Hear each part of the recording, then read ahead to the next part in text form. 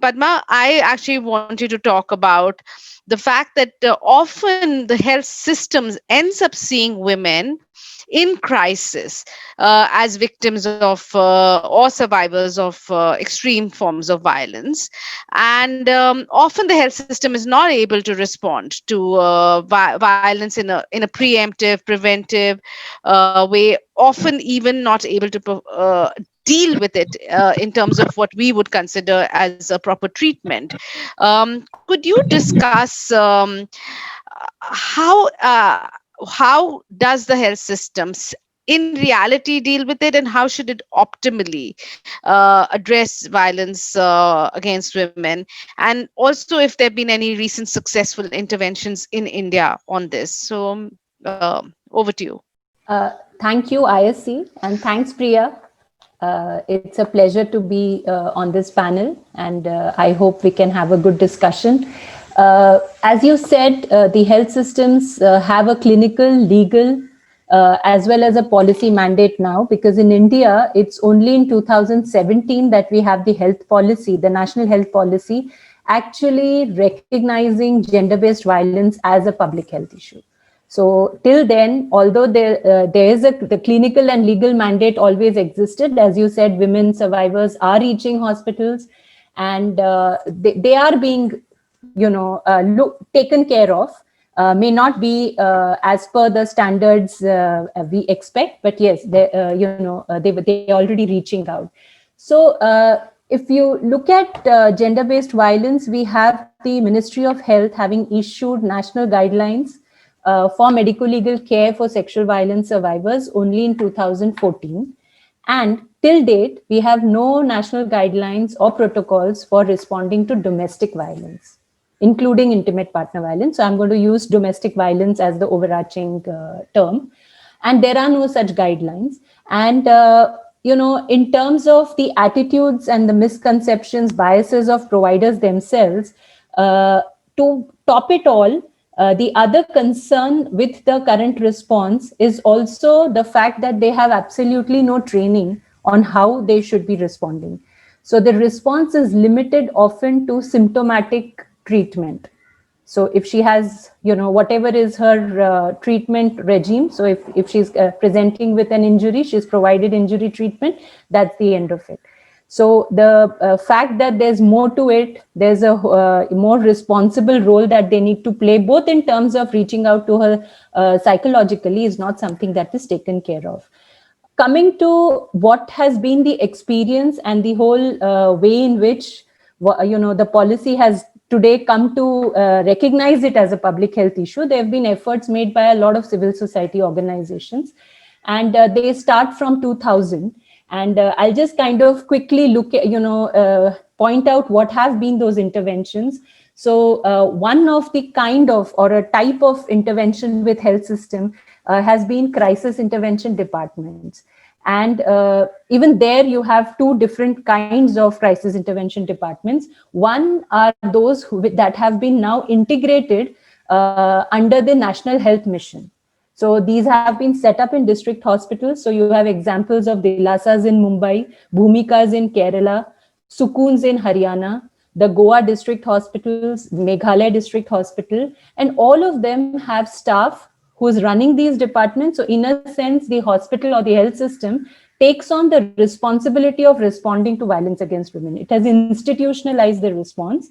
They have designated nodal officers, and there's ongoing staff training of the hospital staff, as well as all the staff attached to the other facilities to the district hospital, like the sub-district hospital, the PHCs and others. So that's one kind that one can see, and these have emerged from 2014 to now. So in the last 7-8 years, you see this entire, range of institutionalized response to violence against women at state level. The other, of course, have been, they pan from 2000, are those that are being run by, through joint, partnership between governments and the NGOs. So you have them in Mumbai with Sneha, Swati in Gujarat, Bangalore, with Sunita Krishnan, I think she's here, and many such services that were led by either, health researchers or civil society, women's groups that have been running these services. An edited volume of all these interventions has just been published by Routledge in May 2020. And some of you may be interested in that. It's an edited volume where all these practices and different types of, responses have been documented. So that's one. The volume actually traces the whole evolution of violence against women as a public health concern in India. And these are some of the experiences of the last 20 years. And some recent examples, maybe we can talk about it later, but I'll just flag them, is the whole rolling out of the clinical guidelines of WHO that were issued in 2013.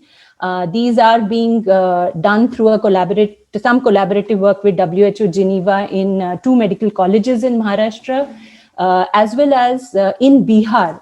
In the Vaishali district, Care India and the government of Bihar have been working towards setting up an entire health systems response in the district hospital and sub-district hospital and 3 PHCs. So there are 5 health facilities. Padma, very quickly before I move on, one of the arguments, and I mean, I think people who work with very fragmented public health systems and weak public health systems, especially in some of our EAG states, would argue that we need to kind of fortify the health system, which can't even deliver some of the basic essential.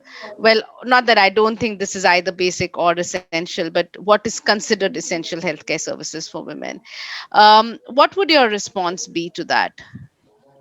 So my response, yes, it's a very common concern, Priya, and it's also used as a way to resist any work on violence against women and relegate it to the WCD and say that we have no capacity, our health system is already weak. And I think my response is that women are anyways going to the public health system, and we all know that all of us working on health know that those who are reaching public hospitals are largely women from the lower socioeconomic class, and they need these services the most, and therefore they are already going there. The hospital is, or the health providers are already dealing with it. And I think by expecting them to provide a standard of care, we are only ensuring better quality of service. So it's not an addition, I really would say that. And all these examples, in the last 20 years have taught us that providers who get trained, they understand that they can actually really integrate it into their existing time. It's not spending more time, really. So yeah, I think the magic word is integration, right? That it should be integrated into the ongoing standard of care. And I think the other thing from what I've learned on this issue is that the public health effects, the health effects of violence are inseparable for women. Absolutely. So in fact, it's also integrated in her physiology and how the symptoms, as you said, the symptoms get treated, but the underlying causes don't. Absolutely. So, but the underlying causes are part of the manifest symptoms as well, right? Yeah. So we'll come back to you because I know we'll go a little bit deeper into Bihar and some of the examples.